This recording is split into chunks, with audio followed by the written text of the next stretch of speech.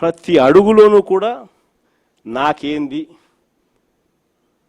అనే పద్ధతిలో రాష్ట్రాన్ని దోచుకోవడంతోనే ఈరోజు ఎక్కడ చూసినా కూడా అడుగులు జరగబడుతున్నాయి.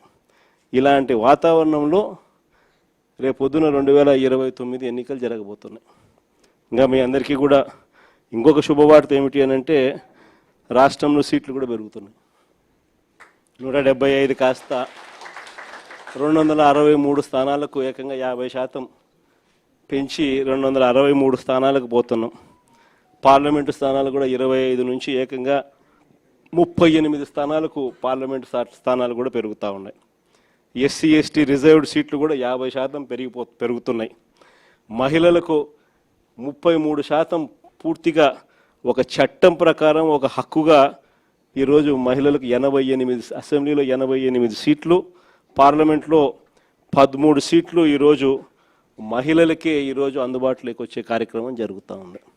ఇది నిజంగా మహిళా అభ్యున్నతికి మనము ఆ టైంలో మన గవర్నమెంట్ ఉన్నప్పుడు మనం ఏకంగా చట్టం చేసి 50% రిజర్వేషన్లు మహిళలకు లోకల్ బాడీస్లోను, మహిళలకు నామినేటెడ్ పదవుల్లోనూ, మహిళలకు నామినేషన్ మీద ఇచ్చే కాంట్రాక్టుల్లోనూ, టెంపుల్ కమిటీస్లోనూ మహిళలకు ఏకంగా చట్టం చేసి 50% మనం రిజర్వేషన్లు కల్పించిన దానికి ఒక అడుగు ముందుకు వేస్తూ మహిళలకు 33% రిజర్వేషన్స్ ఇస్తూ ఏకంగా ఈరోజు 2029లో మహిళలకు మరిన్ని సీట్లు, మరింత ఎంపవర్మెంటు మహిళలకు కూడా జరగబోతా ఉంది.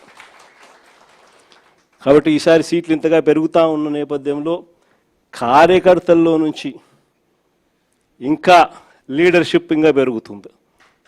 ఇది మాత్రం అందరికీ చెప్తా ఉన్నా. కార్యకర్తల్లో ఎవరైతే పటిమ చూపించగలుగుతారో, ఎవరైతే అడుగులు వేయడానికి సిద్ధపడతారో, ఎవరైతే నాయకత్వ పటిమను గట్టిగా చూపించగలుగుతారో అందరికీ కూడా జగన్ న్యాయం చేస్తారని చెప్పి సందర్భంగా చెప్తాను. ఈసారి జగన్ 2.0లో మాత్రం ప్రతి కార్యకర్తకు చెప్తా ఉన్నాను. బహుశా మనం అధికారంలోకి ఉన్నప్పుడు కోవిడ్ ఉన్నది, మనం అధికారంలో ఉన్నప్పుడు 2 సంవత్సరాలు కోవిడ్ లాంటి విపత్కర పరిస్థితులు ఎప్పుడు ఎదుర్కొని పరిస్థితుల మధ్య బహుశా కార్యకర్తలకు అనుకున్నంత పేరుకు బహుశా నేను న్యాయం చేయలేకపోయి ఉండొచ్చు. పాలన మీద ఎక్కువ ధ్యాస పెట్టాల్సి వచ్చింది, బట్టల మీద ఎక్కువ ధ్యాస పెట్టాల్సి వచ్చింది. కాబట్టి బహుశా అంత ఎక్కువగా చేయలేకపోయి ఉండొచ్చు. కానీ జగన్ 2.0లో మీ అందరికీ కూడా భరోసా ఇస్తా ఉన్నా. జగన్ 2.0లో ప్రజలకు మంచి చేయడమే కాకుండా కార్యకర్తలకు మంచి జరుగుతుంది అని ఖచ్చితంగా చెప్తా ఉన్నా. ప్రజలకు జరిగే మంచి కూడా కార్యకర్తల ద్వారా మీ ద్వారానే జరిగించే కార్యక్రమం కూడా జరుగుతుందని కూడా చెప్తాను. కాబట్టి ఖచ్చితంగా రాబోయేది మంచి రోజులు. చూస్తా కళ్ళు మూసుకొని కళ్ళు తెరిచేసరికి 2 ఏళ్ళు అయిపోయింది. ఇక మిగిలిండేది కేవలం 3 సంవత్సరాలు.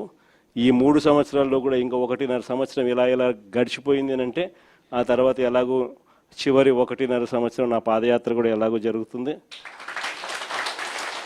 ఆ తర్వాత చంద్రబాబు నాయుడు ప్రతిరోజు సినిమా చూపించే కార్యక్రమం ప్రతిరోజు కూడా జరుగుతుంది. కాబట్టి చంద్రబాబు నాయుడు గారు చేసే ఈ రెడ్ బుక్ పాలనైనా, చంద్రబాబు నాయుడు చేసే ఈ అన్యాయాలైనా ఇక టైం దగ్గరకు వచ్చింది. ఆయన గురించి ఇక భయపడాల్సిన అవసరం లేదు.